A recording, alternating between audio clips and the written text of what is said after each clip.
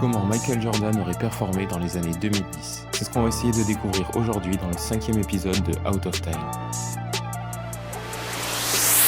Plongeons dans une autre réalité, dans laquelle Jordan aurait été drafté dans les années 2010. Michael Jordan est vu comme l'un des, si ce n'est le meilleur joueur de basket de l'histoire. Offensivement, il était un driver d'élite, grâce notamment à des qualités athlétiques et physiques incroyables, et un toucher et des capacités à la finition bien en avance sur son temps. Plus sa carrière avance, plus son shoot à mi-distance et son jeu au dos au panier vont se développer, agrandissant un arsenal au scoring déjà énorme. Il était également un porteur de balle et un playmaker très capable. En défense, il était excellent sur l'homme, mais aussi un défenseur intelligent, beau en aide et sur les lignes de passe, ce qui en faisait un défenseur élite également. Son profil est intéressant dans la NBA des années 2010, car il y trouvera plus d'espace à exploiter en attaque et des défenses plus basées sur les switches. Pour son profil, il sera également important de jauger l'importance du développement du tir à 3 points. La draft 2012 est celle d'un duel entre MJ et Anthony Davis. Avec leur premier choix, les Hornets de la Nouvelle-Orléans ont cruellement besoin d'un intérieur, et ils optent pour AD, vu comme le pivot moderne parfait. En deux, ce sont donc les Bobcats qui sélectionnent Michael Jordan pour l'associer à Kemba Walker sur le backcourt. Jordan est dominant dès sa saison rookie. Il remporte le rookie de l'année en 22-5-5, malgré seulement 28 victoires. À la draft, les Bobcats sélectionnent Steven Adams. Jordan sera All-Star dès sa deuxième saison, en prenant plus de responsabilités offensives. Son duo avec Kemba progresse, l'équipe remporte 37 matchs et il sélectionne Dario Saric à la draft. Avec tous ces jeunes joueurs talentueux et complémentaires, les nouveaux Hornets sont déjà compétitifs. Walker est clos à un niveau All-Star à côté de Jordan qui tourne en 27-6-6. Avec 40 victoires, les Hornets goûtent aux playoffs, mais sont éliminés au premier tour. Leur saison 2016 sera semblable, avec un MJ qui s'approche des 30 points par match et une nouvelle sortie au premier tour des playoffs, après une saison régulière à 44 victoires. Lors de l'intersaison suivante, les Hornets, qui avaient déjà récupéré Nicolas Batum au poste 3 lors de la saison précédente, signent Al Horford qui complète un 5 majeur désormais taillé pour jouer le titre.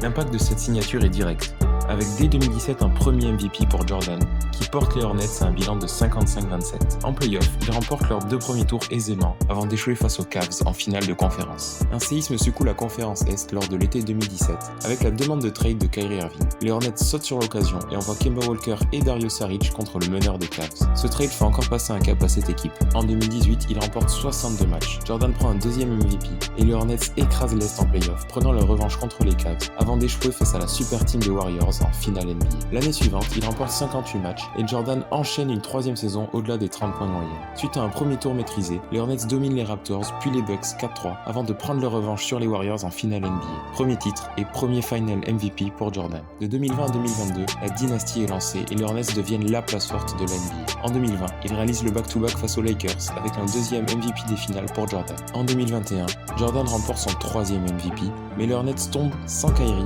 blessé, en finale de conférence. Les Hornets écrasent ensuite la saison 2022, puis déroulent en play-off face aux Bulls, aux Bucks et aux Celtics à l'Est, avant de dominer les Warriors pour un troisième titre, accompagné d'un troisième titre de MVP des finales pour Jordan. La saison 2023 marque la fin de la dynastie Hornets, avec une défaite surprise au second tour face aux Celtics. Malgré une grosse saison de Jordan, à nouveau proche d'un titre de MVP, les blessures de Kyrie et d'Adams diminuent les chances de Charlotte de rester au top. À l'été 2023, les Hornets bouleversent leur effectif. Ils multiplient les trades pour récupérer notamment Malcolm Brogdon, Mikal Bridges et Lauri Markkanen, afin de compenser notamment les départs de certains cadres, tels Nicolas Batum, Al Horford et Kyrie Irving. Jordan remporte le MVP en 2024, car l'équipe autour de lui ne possède pas de deuxième réel créateur d'élite. Ainsi, il poste une ligne de stats de 33 points, 7 rebonds et 7 passes, et les Hornets terminent deuxième à l'Est. Après 2 tours tranquilles, ils sont battus par les Celtics en finale de conférence. L'année suivante, Markkanen progresse à la création, et Brogdon parvient à mieux équilibrer l'attaque des Hornets. En mettant Jordan plus en mouvement, Charlotte améliore son attaque et termine à nouveau deuxième à l'Est. Ils prennent leur revanche face aux Celtics en demi-finale de conférence, puis éliminent les Pacers avant de dominer le Thunder en finale NBA. À nouveau, Jordan est MVP des finales.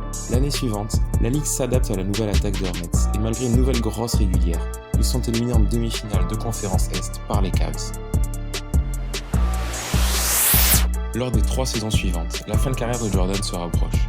Quelques blessures le forcent à manquer des matchs, et son usage ainsi que son efficacité diminue. Si les Hornets effectuent des retouches dans leur effectif saison après saison pour essayer d'offrir un 5e titre à Jordan, ils ne parviennent pas à retourner en finale NBA. Après une défaite au second tour en 2027, ils réussissent une campagne de playoff 2028 surprenante, en réalisant 2 upsets depuis la 5e place, avant d'échouer en finale de conférence. Suite à une élimination au premier tour en 2029, Jordan, qui score encore près de 23 points par match, annonce prendre sa retraite.